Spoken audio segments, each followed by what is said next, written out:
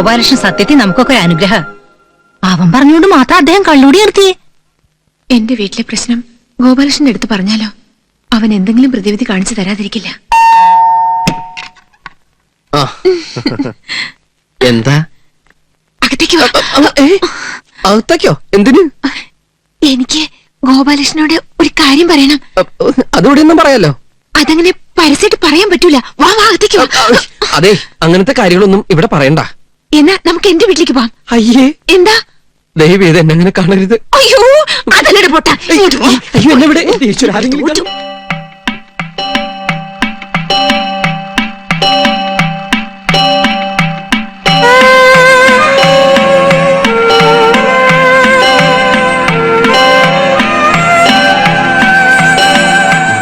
അപ്പൊ അതാണ് പ്രശ്നം അല്ലേ? ദിവസവും രാവിലെ 4:30 മണിക്ക് എഴുന്നേറ്റ് കുളിച്ച് പുള്ളി ആദ്യത്തെ വണ്ടിക്ക് തന്നെ പോവില്ലേ? അതെ. വീട്ടില് ടൈം പീസ് ഉണ്ടാ? ഉണ്ട്. ആ, അങ്ങനെയാണെങ്കിൽ ഇനി അത് വെളുപ്പിന് 3 മണിക്ക് അടിക്കാൻ പാകത്തിന് ശരിക്കും വൈൻഡ് ചെയ്ത് വെച്ചോളൂ. അതെന്തിനാ? ആ സമയത്ത് അലാറം കേട്ട് പുള്ളിക്കാരൻ എഴുന്നേൽക്കും. പിന്നെ ഉറങ്ങാൻ പറ്റില്ല. വെളുപ്പിന് 3 മണിയാണേ. അവിടെയാണ് നിങ്ങൾക്ക് ബുദ്ധി ഉണ്ടെങ്കിൽ അത് പ്രയോഗിക്കേണ്ടത്. മനസ്സിലായില്ല.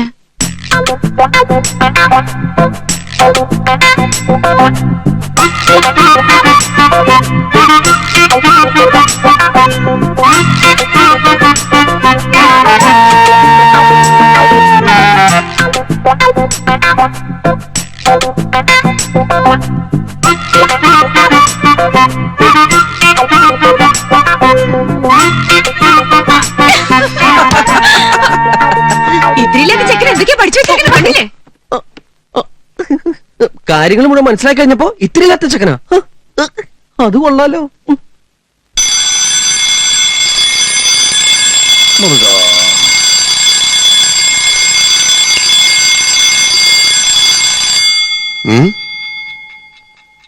മൂന്ന് മണിയോ? ഇതാരാ 3 മണിക്ക് അലാറം വെച്ചത്? 2 മണിക്കൂറുണ്ടല്ലോ.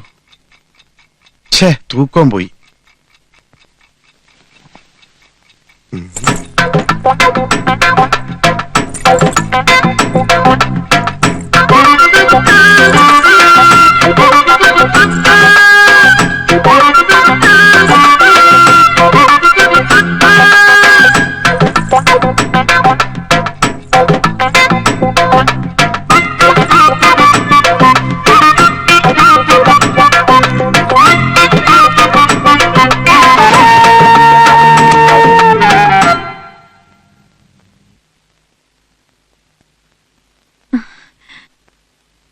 ആഹാ, ആനന്ദ് ഇവിടെ ഉണ്ടായിരുന്നോ? എന്നിട്ട് കുറച്ചു ദിവസം പുറത്തേക്കൊന്നും കണ്ടില്ലല്ലോ. അത് എന്താണ് ആകെ ഒരു മാറ്റം? ഇങ്ങു വാ, ചെവിലി പറയാം.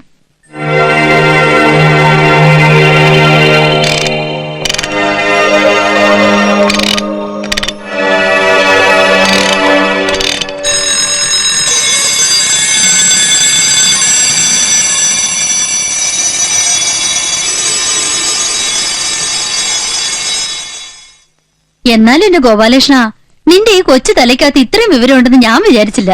ഇവളുടെ ഹസ്ബൻഡ് ആളങ്ങ് മാറിപ്പോയില്ലേ? കണ്ടാ പോലും തിരിച്ചറിയില്ല. ഈ ഫ്ലാറ്റിലെ പുള്ളിക്കാരനെ മാത്രമേ കാണാത്തുള്ളൂ. അതെങ്ങനെയാ? രാത്രി 12 മണിക്കല്ലേ വരണത്, വെളുപ്പിന് 5 മണിക്ക് പോവുകയും ചെയ്യും. അതൊക്കെ പണ്ട്. ഇപ്പൊ കടയും വേണ്ട കച്ചവടം വേണ്ടെന്നായില്ലേ? എപ്പോഴും വീട്ടിൽ തന്നെയാ. ഓ, അത് ശരി. എന്നാ പിന്നെ എനിക്കൊന്ന് പരിചയപ്പെടാലോ. ഇപ്പൊ ഇവിടില്ല. അയ്യോ, പിന്നെ കച്ചവടത്തിന് പോയോ? അയ്യോ, അതല്ല, പുതിയ TV വാങ്ങാൻ പോയിരിക്കുക.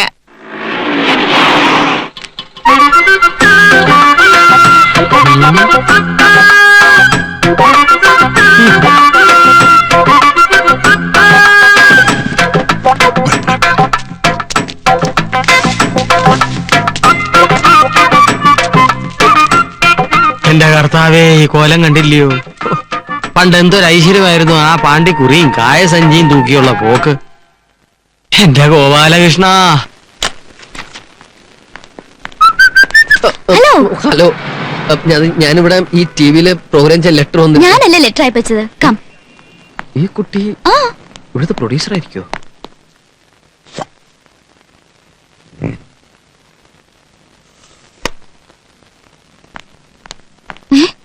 അതെവിടെ പോയി? ഞാനിവിടെ ഉണ്ട്. മേക്കപ്പ് വേണ്ടേ? അയ്യോ, മേക്കപ്പ് വേണ്ടേ? ഒരു തവണ മേക്കപ്പ് ചെയ്തതാ, എനിക്ക് കോട്ടം നിട്ടാ മതി. ഈ ഷർട്ട് നന്നായിട്ടുണ്ടല്ലോ. ഷർട്ട് നന്നായിട്ടുണ്ടോ?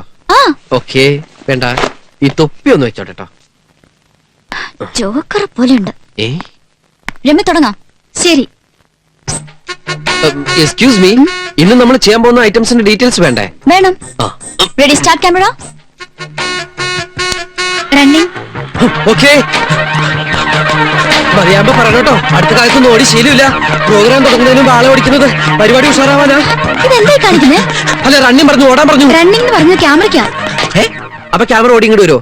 അല്ല, എനിക്കൊന്നും അറിയില്ല കേട്ടോ. ശരി, തുടങ്ങാം. ഡീറ്റെയിൽസ് പറയണം. ഇന്ന് നമ്മൾ ഉണ്ടാക്കാൻ പോകുന്ന പുതിയ ഐറ്റം ബ്രിഞ്ചാൽ ഗുൽഗുൽ ഗുലാബി. ഇതൊരു മുഗൾ, അഫ്ഗാൻ, ഹിന്ദുസ്ഥാനി, രാജസ്ഥാനി കൊളാബറേറ്റഡ് ഫുഡാണ്.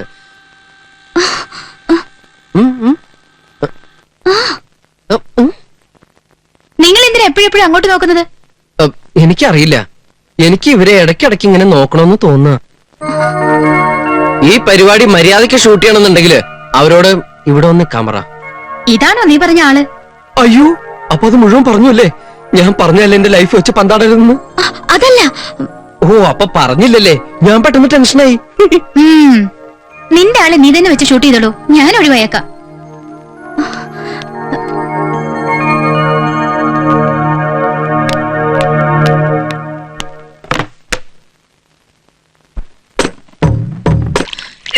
മഞ്ജു, ഏയ് എന്ത് പറ്റി?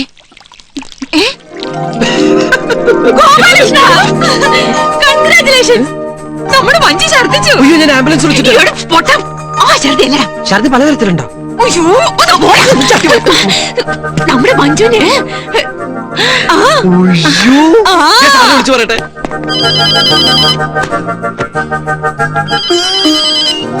ഹലോ ഹലോ സാർ, എന്റെ പ്രാർത്ഥന ഫലിച്ചു. ഫോൺ വെക്കണതാണ്. ഞാൻ മുഴുവനൊന്ന് പറഞ്ഞോട്ടെ. സാറിന്റെ ഭാര്യ ഛർദിച്ചു. നീ വല്ല വൃത്തിയായിട്ട് ആഹാരം ഉണ്ടാക്കി കൊടുത്തു കാണും. അയ്യോ, അതൊന്നുമല്ല.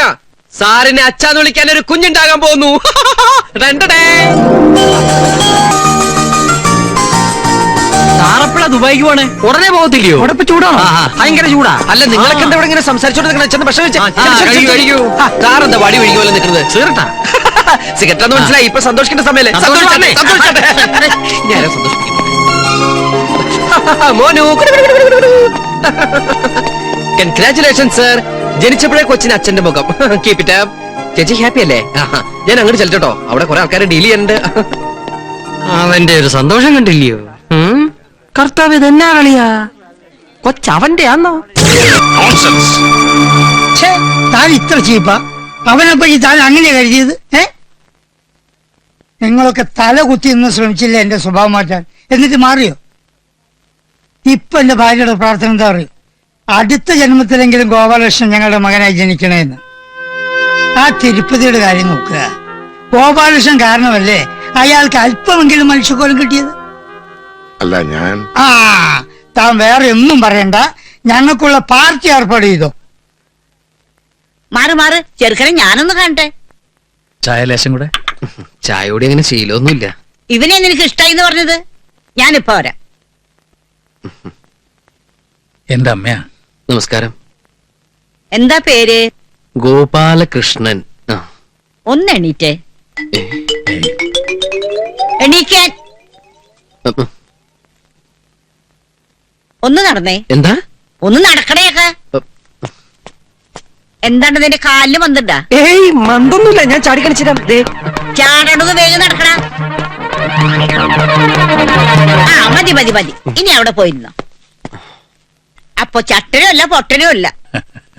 ചോദിക്കണോണ്ടൊന്നും തോന്നരുത്. സാറിന്റെ അമ്മയ്ക്ക് കുഴപ്പമല്ലോ. അല്ല, ചിലപ്പോ എനിക്ക് തോന്നിയതായിരിക്കും. മോനൊന്നും വിചാരിക്കരുത്. ഇവന്റെ അച്ഛൻ എന്നെ പെണ്ണ് കാണാൻ വന്നപ്പോ കൂടെ വന്ന തള്ള എന്നെ കൊണ്ട് ഇതൊക്കെ ചെയ്യിപ്പിച്ചതാ. എനിക്ക് സാറിനോടൊരു കാര്യം പറയാനുണ്ട്. അല്ല, വളരെ പേഴ്സണലാ. ഒരു മിനിറ്റ് ഒന്ന്. ഗോപാലകൃഷ്ണന്റെ അച്ഛന്റെ സ്ഥാനം എനിക്ക്, അതുകൊണ്ട് അവന്റെ കല്യാണ കാര്യത്തില് എനിക്ക് ചില തീരുമാനങ്ങളുണ്ട്. അയ്യോ, ഞാൻ അതല്ല പറഞ്ഞത്. പിന്നെ എന്റെ ഭാര്യയോടെ ശരീരം അധികം ഇളകരുതെന്നാ ഡോക്ടർ പറഞ്ഞു. ഞാൻ പറഞ്ഞിട്ട് അവള് കേൾക്കണില്ല. തന്റെ ഭാര്യയോട് പറഞ്ഞ് അവളെ ഒന്ന് ഉപദേശിക്കാൻ പറയണം. ഗോപാലകൃഷ്ണന്റെ വിവാഹാഘോഷ കമ്മിറ്റി ചെയർമാൻ ആണെന്ന് പറഞ്ഞ ഈ ബഹളം. തനിക്ക് അവന്റെ അമ്മാവനാവാമെങ്കിൽ തന്റെ ഭാര്യ ചെയർമാൻ ആകുന്നതിൽ ഒരു തെറ്റുമില്ല.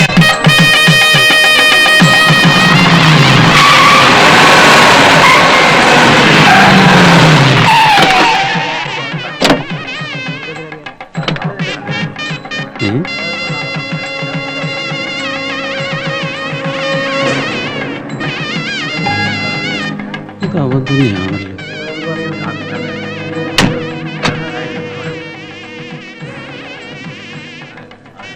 നീ ക്യാമറ ഒന്ന് പിടിച്ചേ, ഞാൻ പോരാം.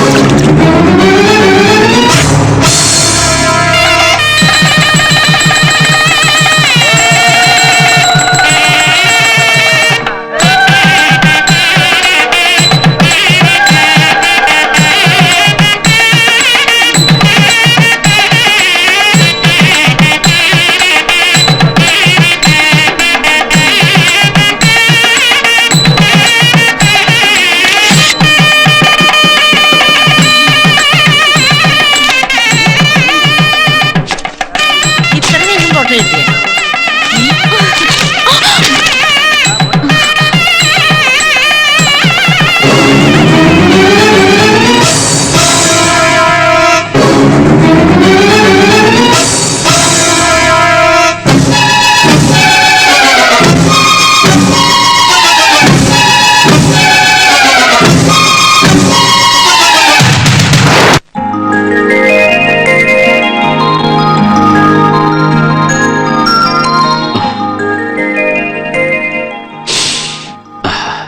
സ്വീറ്റ് സ്മെൽ, നല്ല മുല്ലപ്പൂവിന്റെ മണം അല്ല മല്ലികേ? എന്താ? എന്നോട് ക്ഷമിക്കണം. നമ്മൾ ഒരുമിച്ച് ഇങ്ങനെ ജീവിക്കാൻ തുടങ്ങുന്നല്ലേ ഉള്ളൂ. അതിനൊക്കെ മുമ്പ് ക്ഷമിക്കണമെന്ന് പറഞ്ഞ നമുക്കൊന്നിച്ച് ജീവിക്കാൻ പറ്റില്ല. അതെന്താ? ഞാൻ വേറൊരാളുടെ കാമുകയാണ്. നോക്കി, ഭാര്യയുടെ ജീവിതത്തിലെ കഴിഞ്ഞ കാര്യങ്ങൾ കിള്ളി ചോദിച്ച് ആദ്യ രാത്രി തന്നെ അലമ്പാക്കാൻ ശ്രമിക്കുന്ന ചില വിഡ്ഢി ശിരോമണികളുണ്ട്. പക്ഷെ ഞാൻ ആ ടൈപ്പല്ല. Past is past. കഴിഞ്ഞല്ല നമുക്ക് മറക്കാം. എനിക്കതിന് കഴിയില്ല. എന്നാ നിനക്കത് കല്യാണത്തിന് മുമ്പ് പറയാറുന്നില്ലേ?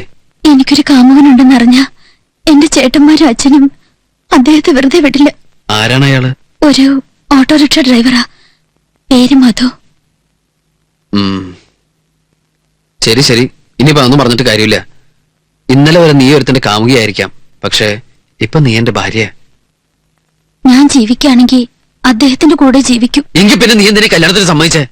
കല്യാണം കഴിഞ്ഞ് ചേട്ടന്റെ അടുത്ത് വിവരം പറഞ്ഞ ചേട്ടൻ ഞങ്ങളെ ഒരുമിച്ച് ജീവിക്കാൻ അനുവദിക്കുമെന്ന് കരുതി. നീ എന്തൊക്കെയാ പറയണേ?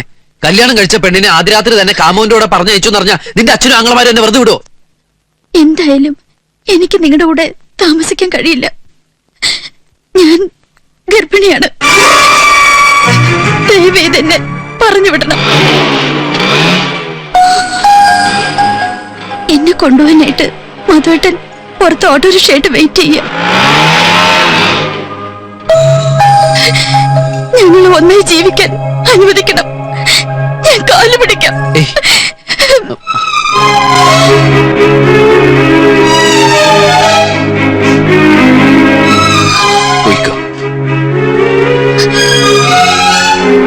ഈ ഉപകാരം ഞങ്ങൾ ജീവിതത്തിൽ ഒരിക്കലും മറക്കില്ല.